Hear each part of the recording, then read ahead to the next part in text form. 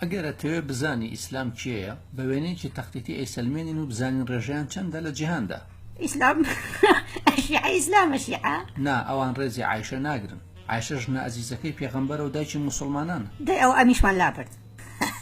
ئەی وەهابیەکان؟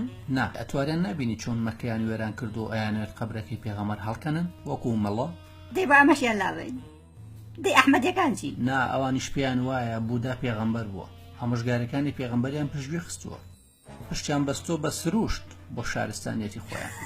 دەبە ئەمەشیان لابین دەی ئەی سۆفیا قەتێک. نا ئەوانش لەناو کێڵگەیەکی هەزەلیدان. ئەوان لەگەڵ میوزیک و فلوتەکەی خۆیان ئەخولێنەوە. ئەوەش حرامە. دەی ئەمەش لاوەی. ئەی تاڵیبان. ئەوان دوای شەریعە نەکەوتون. ئەوان باج و گومرگی تلیاک وەرەگرن وەکو زەکات. دەی ئەمەش هەر لاوەی. ئەی داعش؟ نا ئەوان دوای بیر و باوەڕێکی هەڵەکەوتون.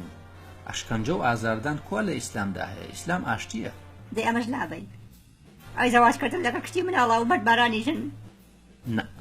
نەخێر ئیسلامی ڕاستەقینەم کارە ناکات. ئەویش لابین. ئەمەشیان لابین. دەی بۆی جگەنەوە. ئەی دەربارەی ئەو حەدیث و ئاەت و دەست بڕێن و لە بلدانە؟ نا ئەوانەش هیچیان باوەڕ پێکراو نین و ئەوانە هەمووی نەسخ کراوە. دەی ئەمەشمان لابرد. ئەو تەفسیرانەی کە حکمی کوشتنی مرتەدەدەن. هیچ شتێک دەمانە ناتوانێت ئیسلام ناشرین کات. لە ئاشتی مرۆڤایەتی ئیسلام کەم کاتەوە. دەبۆی چی نەمایەوە. بەڵام خۆمانە نووسراونەتەوە لەلایەن ئەڵڵا و محەممەدەوە لە قوتابخانەکانە خوێندرێن. ئەو کەسانی ئەو درۆیان نووسیوە زانە نین و ساختە چین. دەی ئەمەشیان لابین. ئەی لە ژندان وەک ڕێگای چارەسەر کە محەممەد خۆی ئەمی سەلماندەوە. هەر پیاوێک لە ژنەکەی بدات ئیسلامی ڕاستەقینە نییە. دەڵێکە دەکەباڵە. دەی ئۆکە ئێستا با بزانین ئیسلام ڕێژەیان چەندە بۆ پێوەرێتەوە باسیەکەی ئەسحاوە. ئێمە لەسەر و 1.7 بلیۆن مرۆڤین.